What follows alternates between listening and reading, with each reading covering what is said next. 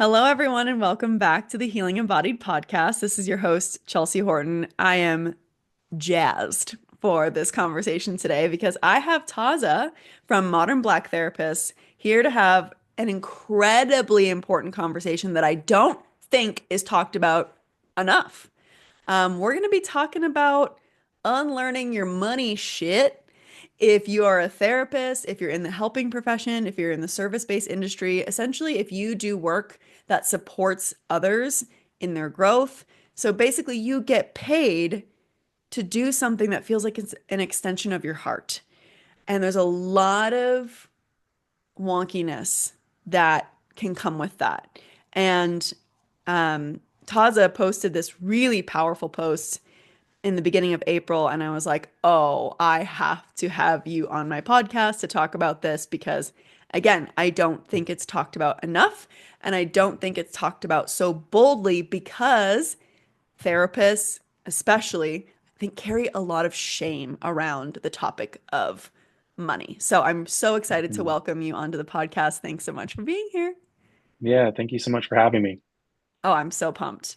So you posted this really powerful post called The 15 Things I Had to Unlearn About Money as a Therapist. And I just want to pick your brain about this post. First of all, I'd love to hear what was your story or your journey of coming to this realization that you had some stuff to unlearn about money?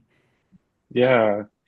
No, I always love that question. And it's so, I don't know, it's challenging at times because if I know a lot of therapists, they go through these counseling programs and money is talked about, but in a sense of like, you're probably not going to make any, and you didn't join this profession to make money. And while you're going through the program, you're like, well, you hear about some very successful private practices and therapists out there, so maybe not. So we'll see. Um, but I think that going through this journey, what I really had to learn was undercharging isn't noble, but it was just a trauma response. And that was like a huge one that hit me and my nervous system. Woo, I feel the truth of that reverberate that word through my body. And I'm like, Yeah. did we all go to the same counseling program? Because that phrasing is so pervasive in this profession that you didn't go into this for the money. Hmm. So don't expect to make a lot and kind of suck it up and be okay with it. Yeah. And that it's noble. Yeah. But it's noble. It's what we do as therapists. Um, Wow. yeah, and it just it kind of keeps you stuck in a way. Um, because I used to think that, keeping my rates made me a better, more ethical Yes. therapist by keeping low rates. But it just felt like I was doing my part to make care accessible. But if I'm being honest, it wasn't just about values, but it was about so much fear that was just like creeping in. The fear of if they're telling us that this profession is for, open your heart and, just allow whatever comes through, even if you're not surviving, the fear of being seen as greedy if I do want more money, or fear of being rejected if a client could not pay my rate. Or even the biggest fear right after the grad program is the fear that people wouldn't think that I was worth paying for what they were paying. And so, with all of that, I did not realize that undercharging was tied to my own unresolved money stories from childhood.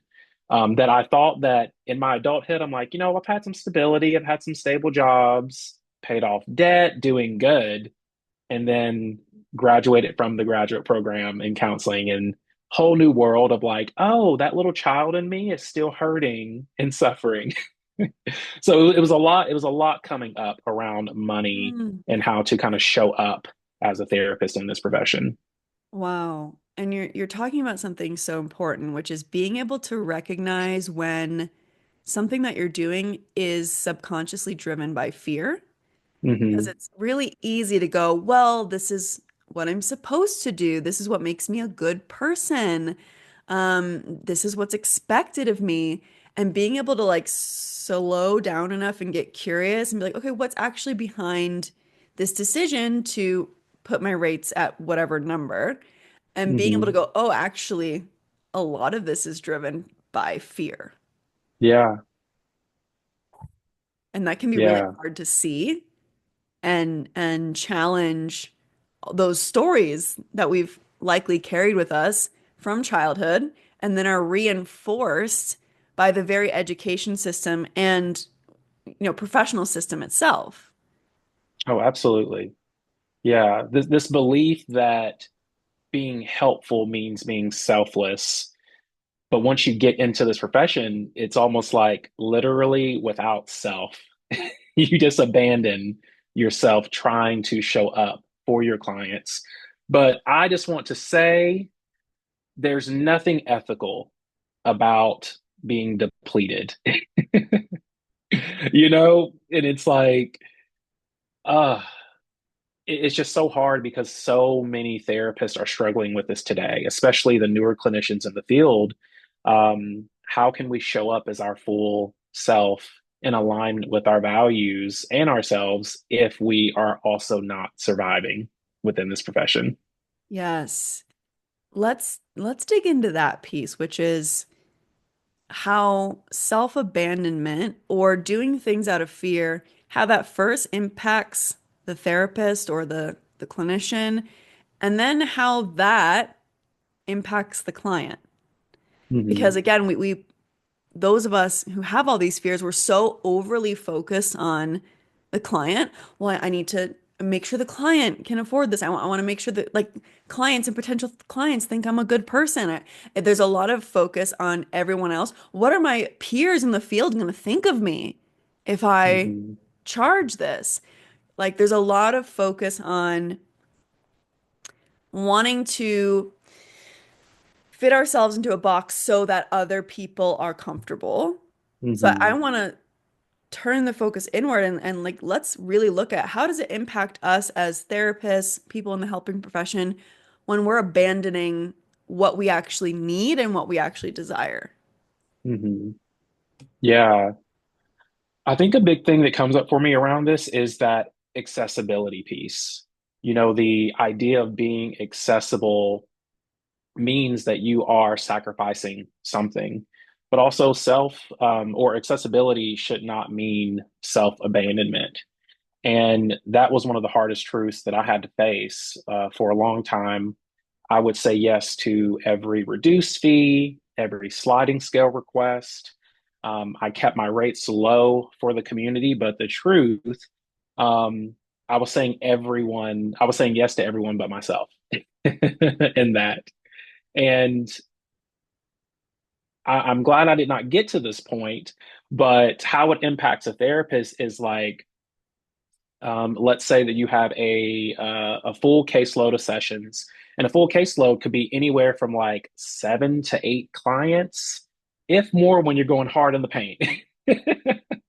And it's like, ooh, how is that even sustainable, right? Oh my God, my body's just like, even thinking about that Yeah. many sessions in a day for 5 days a week. Yeah, and it's such a push and pull because it's like, one, yes, that is a lot of stress on your body, your nervous system having that many clients in a day.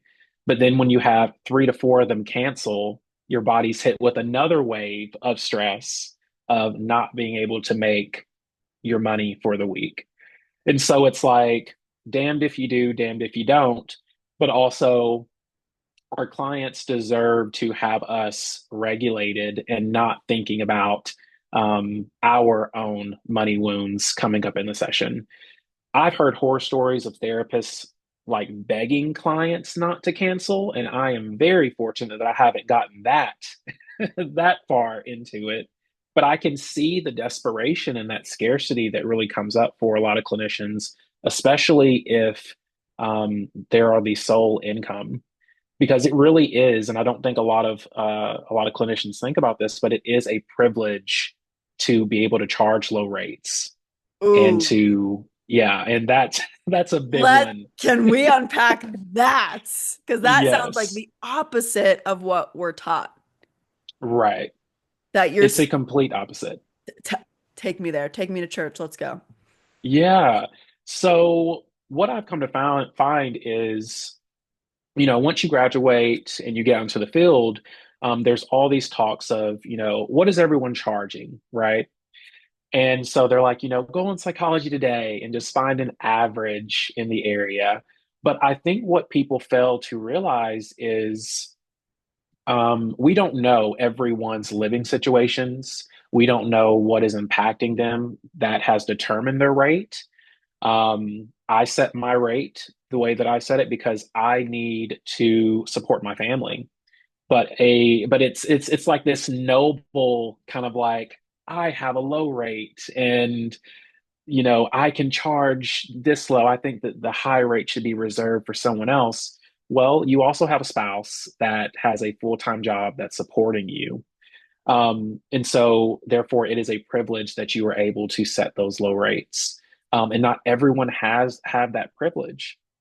And so I think that these conversations are very taboo. You mentioned in the beginning that we don't have these a lot because there is something around being in a helping profession and money that is just, you shouldn't talk about. It's like bad decorum to talk about money. But also, I think that if we normalize this, we then can talk about on a grand scale, how can we make this accessible without depleting ourselves and putting pressure on our clients to pay our bills.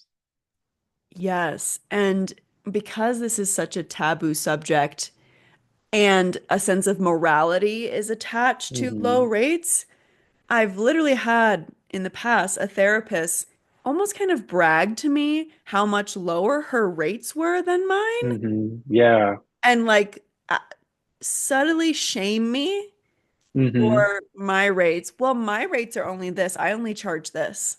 Yeah. And it's like, whoa, whoa, what's happening here? Can we look at Hmm. this? Therapists, coaches, people in the helping profession, can we look? Are we willing to look at the shame that's embedded in money, our beliefs around Hmm. money, and this kind of sense of moral superiority that we can carry often Yeah. when when we make ourselves quote unquote accessible. And I see this word, you hear the words ethics and accessibility almost kind of Hmm. weaponized against practitioners who, maybe they don't take insurance or maybe Yeah. they're a little bit higher than people in the area. And I hear these words being weaponized and Hmm.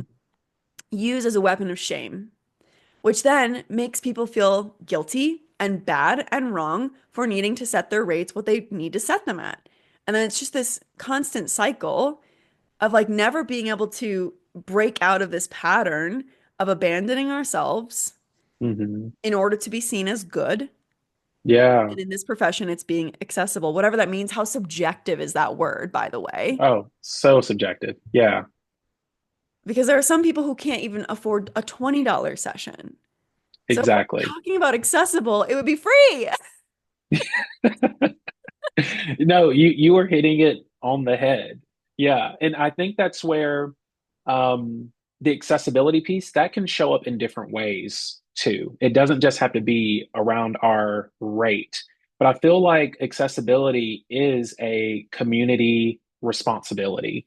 It should not be solely on the provider to abandon what they need to sustain their business. Oh, also keep in mind I don't know where this got lost in translation, but this is one of the most expensive professions to upkeep that I don't think that so many people think about.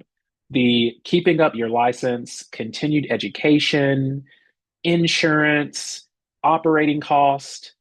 It's just like a never-ending cycle of like money, money, money. And these trainings out here, which they are great, anywhere from like $8,000 to $10,000, if not more.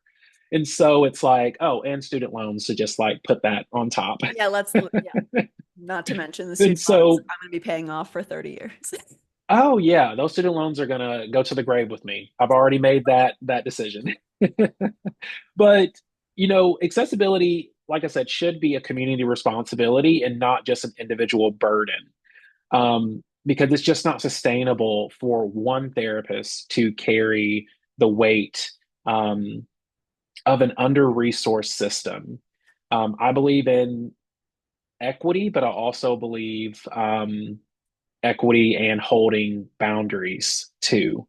And we can care about those deeply and charge what we need to do or charge what we need to in order to be accessible.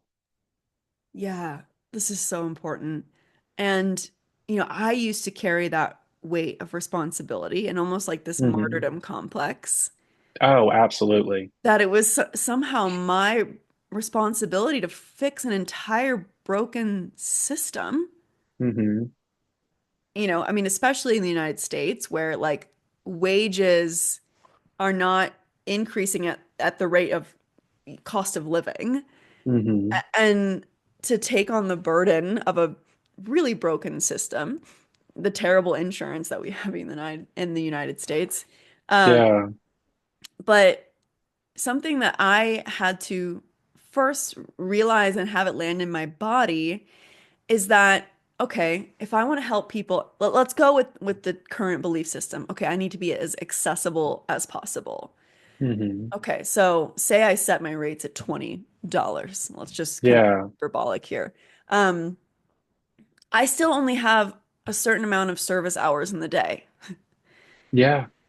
Still, I am limited at the amount of people I can help. Even if I make my Hmm. rate so low, I'm still capped. Time is Right. capped. Time is our most limited resource, not to mention our energy, right? Hmm. And the thing that makes the work so profound is the depth of presence that a practitioner brings, right? Their ability to be present with what is unfolding in the session. So time is capped, energy is capped, right? You can't work 24 hours a day. You need to sleep, you need to eat, Hmm. you need to shit, you need to like Yeah. have a life to to fill your cup. So, okay, all of that is capped, capped, capped, capped, capped, capped, capped, capped. The thing that is way less cappable, if that's a word, is It is money. today. Is money. Yeah. So here's how I have flipped it.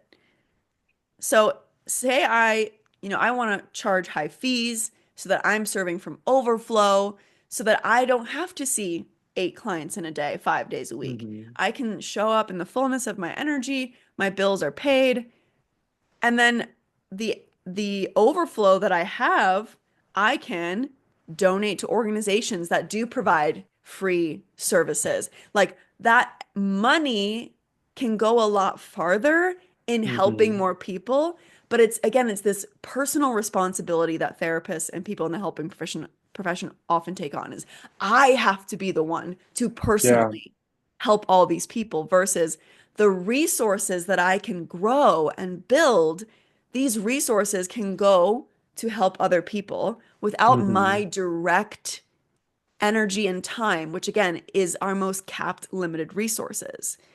And so Absolutely. if it's a huge value for a therapist and they're still kind of struggling with that, like, but I need to help a lot of people. I need to help a lot of people.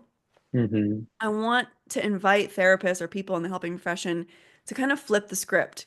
Actually, the more money you can make, the more resource of money you can make, the farther that can actually go to help people, whether it's funding Hmm. organizations, being able to offer scholarships to your programs, or Yeah. offer a select number of reduced rates. When you have overflow, you can do a lot more with that overflow, and you're not depleting the quality of service that you provide. Absolutely. Chelsea, you are bringing up so much within me right now. Hear it all. And I want to touch on like both of those things that you Yeah. mentioned, if I can. First, I want to start with the that martyrdom complex. That hit me so hard in the profession, and specifically me being a black man, making up like 2 to 3% of the profession. I had colleagues, even my BIPOC colleagues, Black Indigenous people of color colleagues, saying, you should know that Black and Brown people can't afford therapy, so you should just keep your rates low. You know that the community can't do that. And there was something within me that just rejected that. I was like, first off, we are not a monolith. Like, we should not be placing this blanket statement that if you are Black and brown, you just have an inherent struggle. And so, whenever I decide to push back on that and raise my rates, I did get shamed a little bit. I got scalded.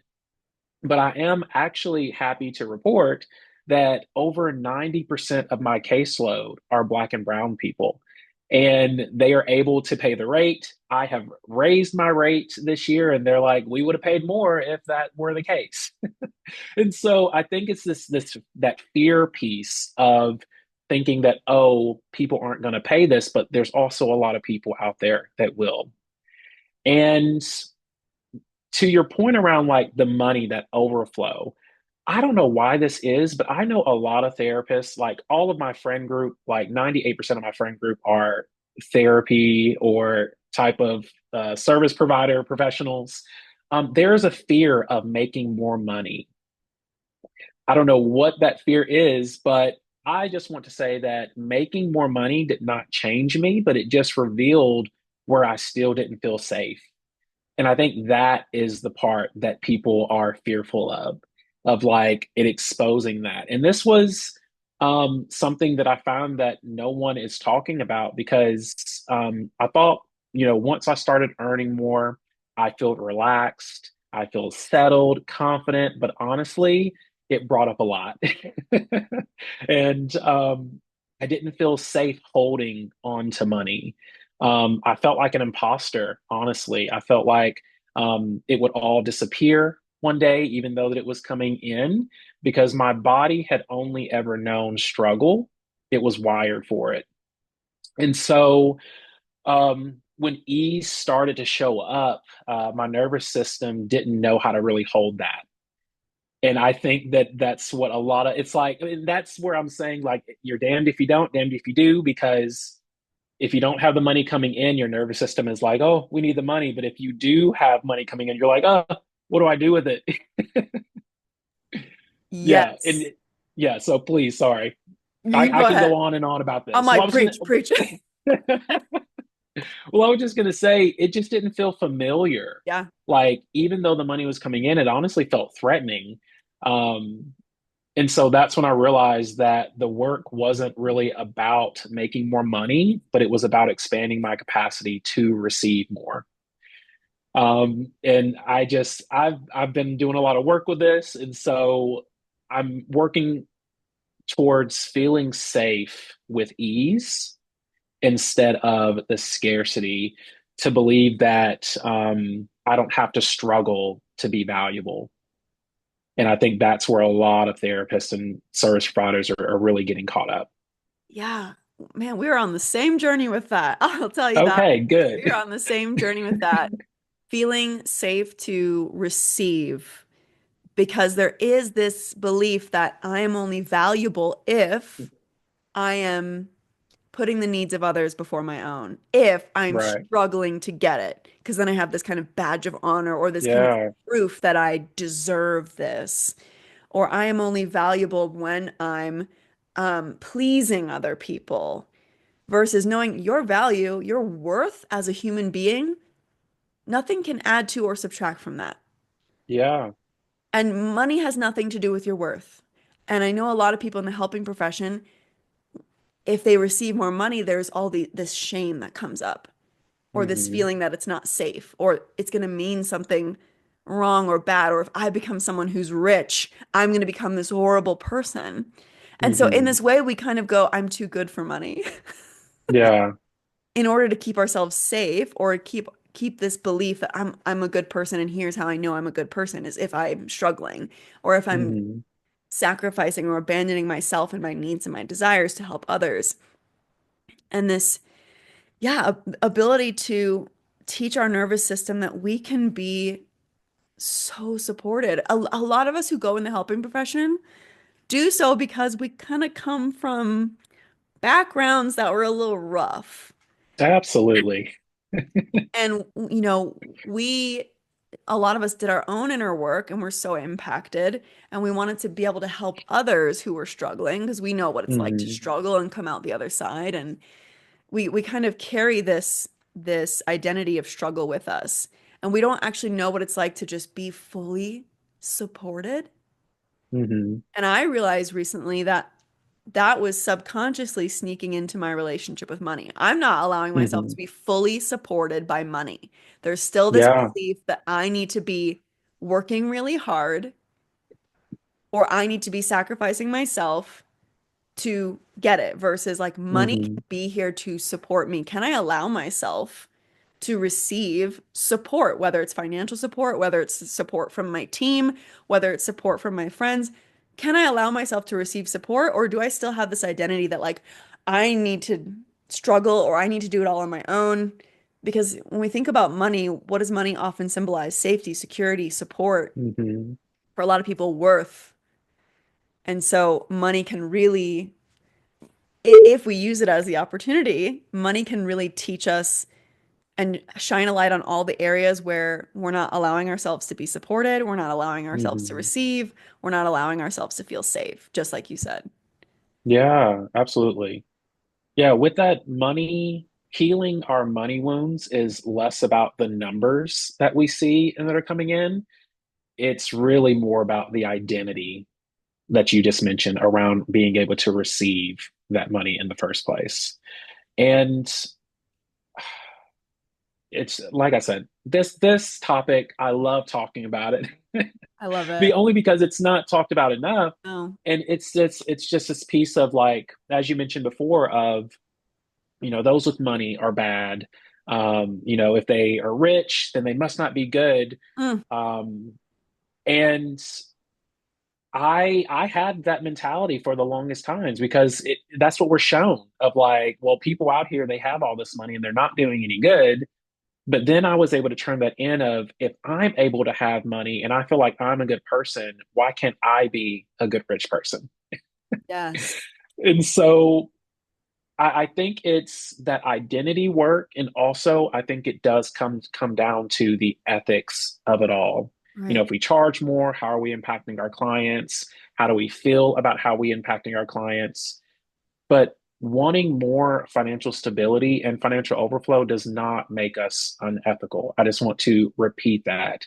There was a time where I felt like wanting more meant that made me less of a therapist for some reason. Like there was some invisible line Mm, that I wasn't supposed to cross. And we all kind of feel that, even though we're not being told directly.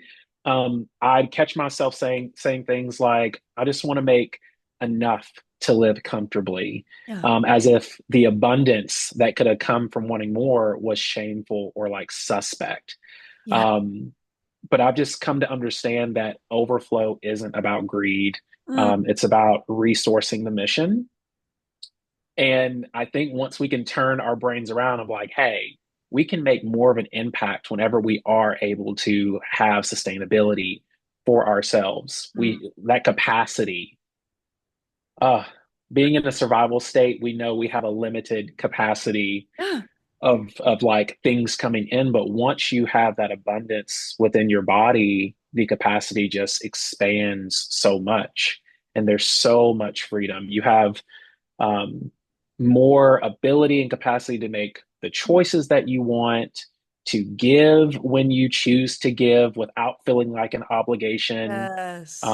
to rest, to travel, to create just a bigger impact on your own terms rather than the system telling you what you can and cannot do. Mic drop. Mic drop. Wow. Yeah, Yeah. and I think, yeah, wealth and abundance can sometimes feel like a dirty word to people in the healthcare Hmm. profession. And something that I've been challenging people to switch is, if the word wealth has all this wonky stuff with it, change it to well-resourced. And that's Absolutely. exactly what you're talking about. How Hmm. differently can you show up in the world and impact people when you are well resourced, Hmm. financially, energetically, with your time? And, I think as therapists and people in the helping profession, we only focus on the relationship with the client. But what about all the other relationships in our lives as therapists? Yeah, If we are consistently depleted because our work is so draining, how are we going to show up for our spouses, for our kids, for our friends? And it's absolutely. like, isn't that the whole point of therapy? So that like we Hmm. can have better relationships and live more like fulfilling whole lives. And yet therapists are often the ones that are not embodying that first because they're Hmm. so afraid of being seen as bad, wrong, selfish, unethical, whatever.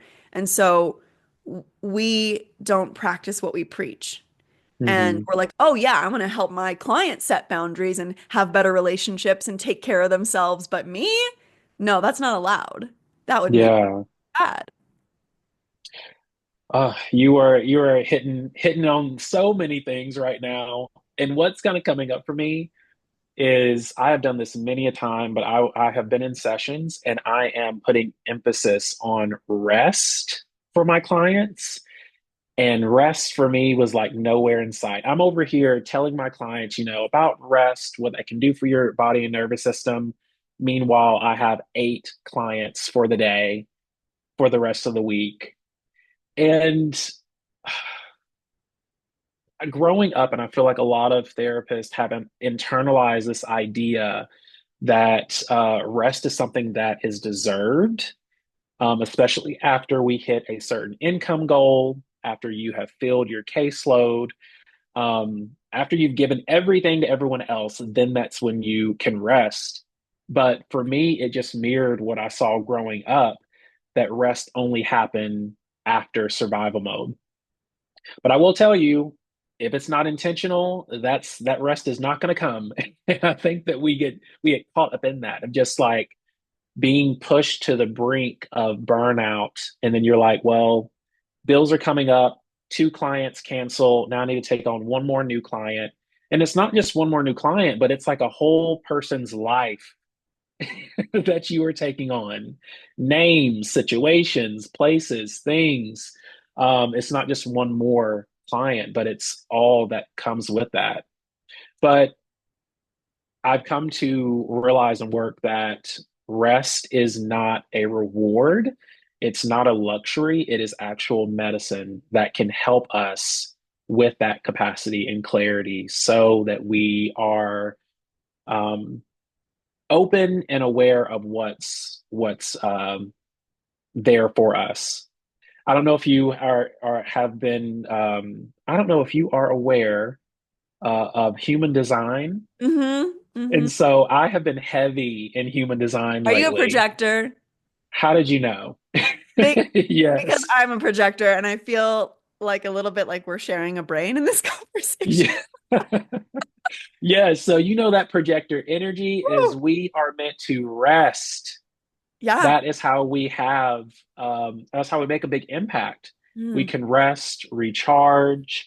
And for the longest time I got caught up in that 9 to 5. Like you have to work mm, 8 to 12 hours a day, 5 days a week in order to feel like worthy. And then you feel like you don't fit in a system that everybody is fitting into, but you're having an issue because it wasn't built for us. And yeah. so I've been doing some heavy work in trying to honor that energy of I'm not meant to be on 10 all the time. I'm not meant to do all these things.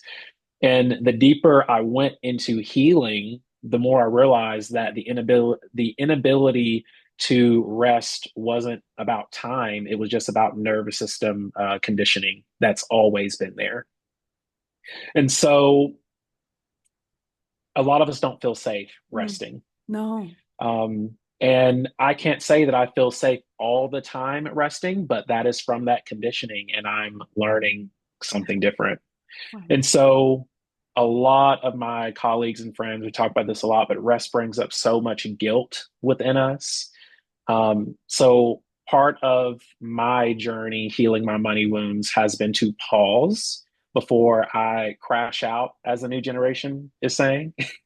Oh, that's what the kids are saying these days. Yeah, yeah, yeah. Before we crash out. Um, And so I'm just trying to build a business that honors my energy and not just my income. And from that, the income is coming because my Yes. energy has been honored. And so this work is it's heavy, Yeah. as you know. Yeah. Right. It's not like a typical 9 to 5 job. It Yeah. requires a whole different kind of energy from the Hmm. practitioner. And I think kind of the capitalistic culture makes us believe that we should be able to work the same amount of hours as Hmm. a different kind of job that doesn't require this level of energy and presence. Like when I'm in a session with a client, full focus, full presence for an entire hour. And then as a somatic therapist, I'm tuning in with my body and working with Hmm. someone's body. It's a whole other kind of energy that Yeah. that is not required of me often in a lot of other areas of my life or, other things, other Hmm. professions that other jobs that I've done before. And so Yeah. to first honor our limited human capacity, just in general, that like we're not endless resources, that we are prone to compassion fatigue and vicarious trauma. And so we Hmm. need to realize that we're human and that as a human, we can't take on everything every day, all the time, and not be filling our own cup and resourcing ourselves. And then as someone like a projector, where literally like the way your makeup is not someone who can fit into the standard box of a lot of other people, where they can go and work Hmm. longer hours. Someone like a projector, we even have like more limited capacity in our energy and in our ability to like work for 8 hours a day. Like I learned very quickly working in the system. I worked for 2 years full time. I was like, oh no, Hmm. oh no, like I can't Yeah. work this much. Hmm. And learning about human design and that I was a projector, it just made a lot of sense. And, a lot of our practitioner students that we work with feel a lot of guilt and a lot of shame when they're having a hard time working 8 hours a day. They're like, what's wrong with me? Yeah. What's wrong with me? Why am I so tired? And it's like, Hmm. where do you want me to start? Well, of, Yeah. of course you're tired. First, the work you're doing is requires a lot of emotion and presence and energy. And then, oh, wait, you're a projector? Hmm. Like you're not meant to work in the same structure as a lot of these systems have set up. Yeah, absolutely. And it took me so long to like realize that too, because I have been working since I was, I think, 15. And so young to be working. Same first job, I was 15. Yeah, yeah. And so it's like even fitting into those different professions, you think, why can't I keep up with everyone else with like 9 to 5? Like, am I something wrong with me? And then I got into private practice and I felt a bit more freedom. And I'm like, oh, this feels good. I can make my own schedule, but the money piece, that doesn't feel good. So now I have to take on more clients to make that. And we're not just taking on our clients' lives and stories. I tell folks, I love my job. Hearing my clients' stories, like I can take on their stuff. It's when the parallel processing comes up, and you're like, oh, I forgot about that.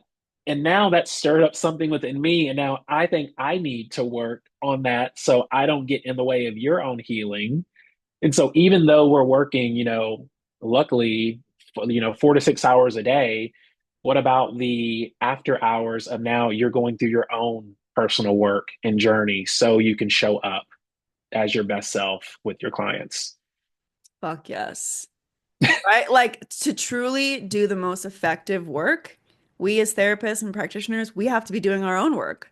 And our own Yeah. inner work has a direct impact Hmm. on our work with clients. And so, yeah, it's not only holding and moving with and moving through the experiences of other people. But yeah, it's being able to then look at ourselves and anything that's getting poked at within ourselves, whether it's something your client directly said or yeah, the running a business and the money stuff that's getting poked at. Like Hmm.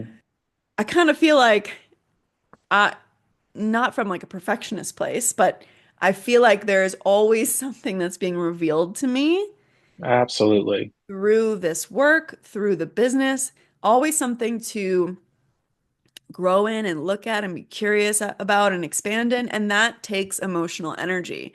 So this Hmm. is energy that I'm spending, quote unquote, off the clock. I'm not getting paid to do Yeah. this. So we also have to factor in that our fees and what we charge shouldn't just cover that 1 hour. It's all the other stuff that we don't get paid to do, especially if you run Yeah. your own business, marketing, if you're marketing online, content creation, Hmm. your own inner work, your own continued education, your own professional and personal growth, your student loans, Yeah. like we were saying before, there's so much more that goes into a service-based business. It's not just you're Hmm. charging for that 1 hour, you're charging for all the energy and intention and preparation and work that goes into being able to make that hour the most impactful, effective hour it can be. Yeah, absolutely. Yeah, this profession, like I said, I did not know what I was getting into. I've known that I've wanted to be a therapist since I was a very young kid, but with everything that you just mentioned, it's a lot for Yeah. some people. Yeah. I have colleagues and friends that are leaving the field every single day Yeah. because it's just not sustainable and it brings up a lot. And so that intentional work is a must. Like that is Must. a requirement for the profession. I always say healers do your work before it shows up in your work. And I'm going to live and die by that. And Chills. so I'm Chills. always wondering what can I do to show up for myself. And as you mentioned before, that shows up with your friends and family too. It just doesn't come up within you, within your client. It's like you are also sharing that energy with the people in your lives. Mhm. But it is a lot of work to go through. So I would have appreciated if they mentioned that. I mean,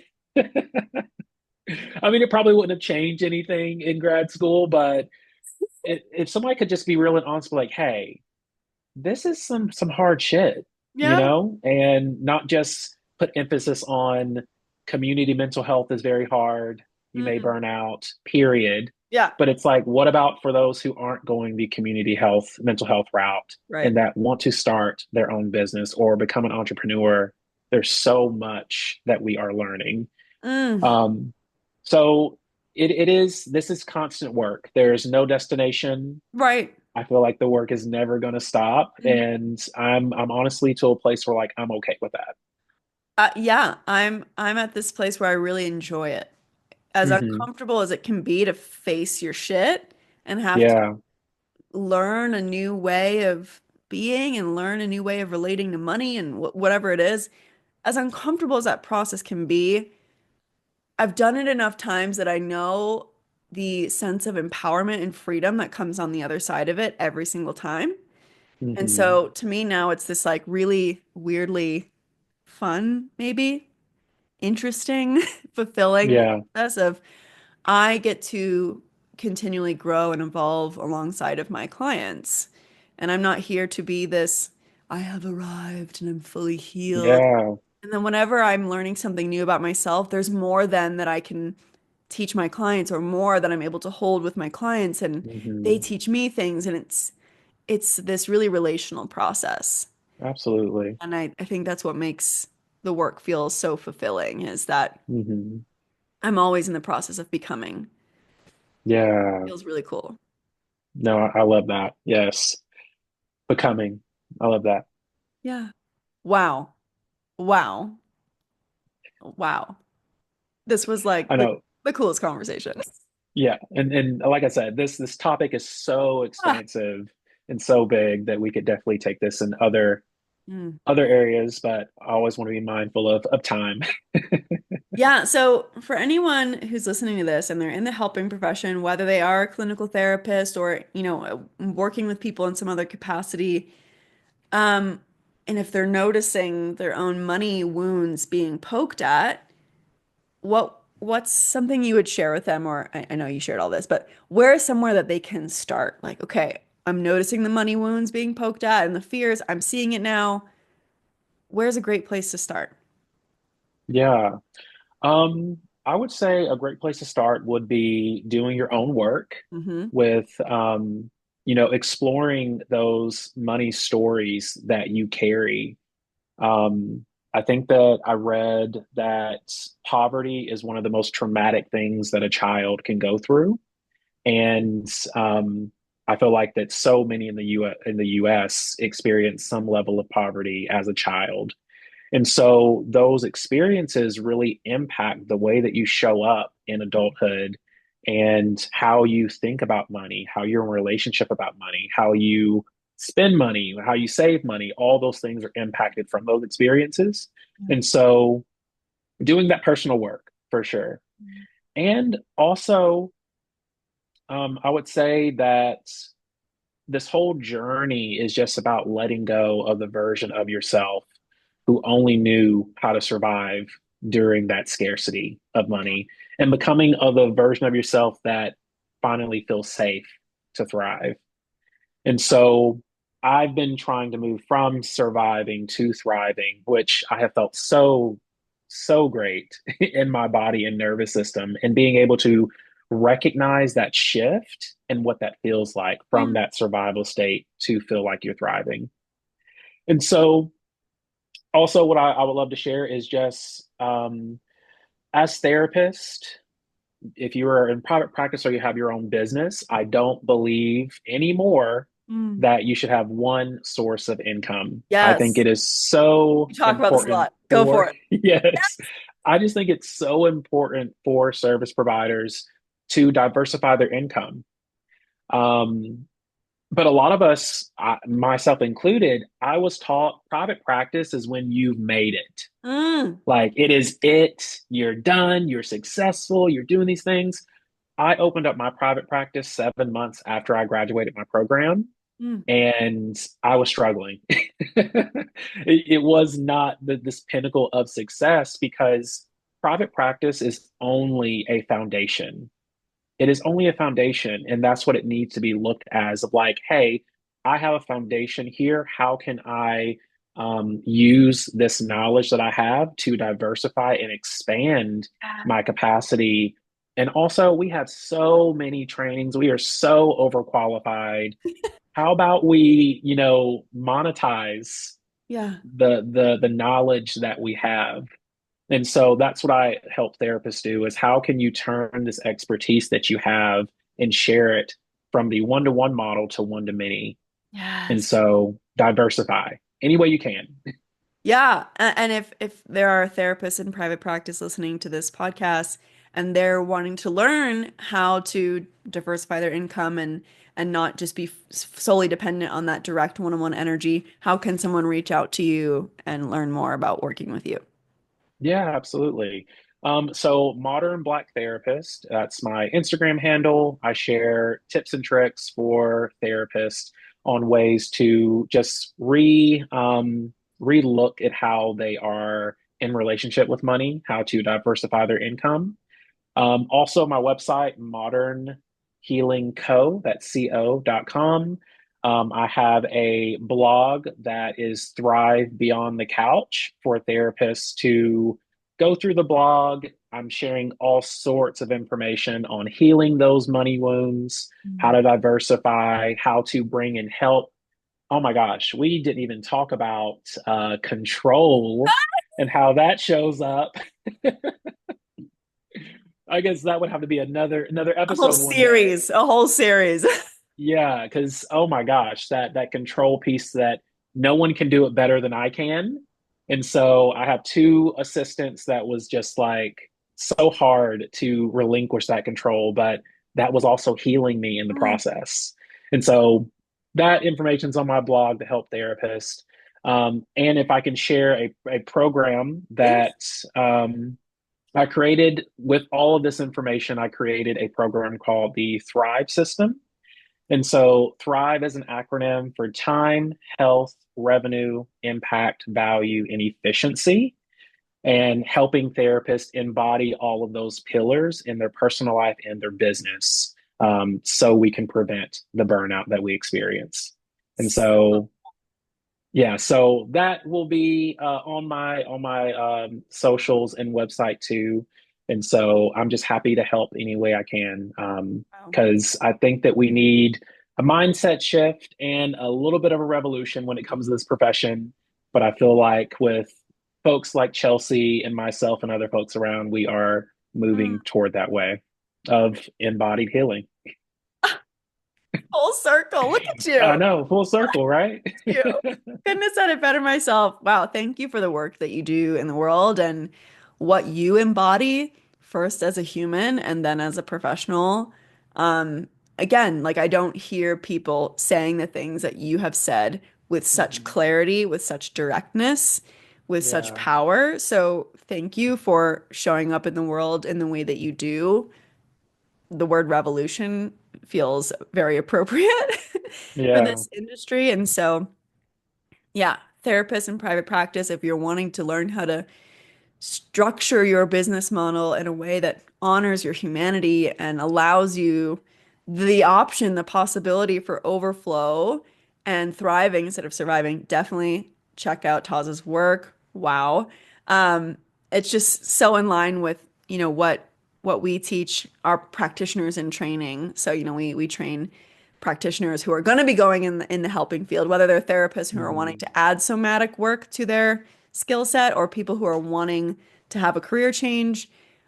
I know how damaging it was for me to not have any of this talked about in my education. Mhm. And so we are changing the game of education Yeah, absolutely. so that people aren't getting into the professional field and then going, oh shit. Yeah, it's a shock. Like it Yeah. is a traumatic response in and of itself of Yeah. the realization of, oh shit, what did I just do? Hmm. Like a wave of regret of 3 years just passed. And you're like, and I still got to pay these student loans for 20 years. Yeah, Yeah. yeah, So with our powers combined, we are keeping good therapists in the field doing good work, yes, sustainable work, helping them show up fully in their power, honoring themselves, their needs, and helping people change their relationship to money. It's time. absolutely. It is so time. It's long overdue, Way, honestly. way overdue. So, all of the thank yous in the world for coming on to this podcast and having this conversation. It felt so validating and healing for me to hear other people in the field who aren't in my immediate circle have Mhm. these literally you would say things and I'm like, is he living inside of my brain? Because like what? So just thank you so much for again being who you are and taking the time to have this conversation. It's been awesome. Yeah. No, thank you so much for having me. And I felt like we were very aligned. And so I just love to surround myself with aligned folks. I can't wait to keep connecting and maybe have you back on the podcast one day. Yeah. No, I love that. Thank you. Yeah. Thanks so much for being here, everyone, and can't wait to chat with you next time.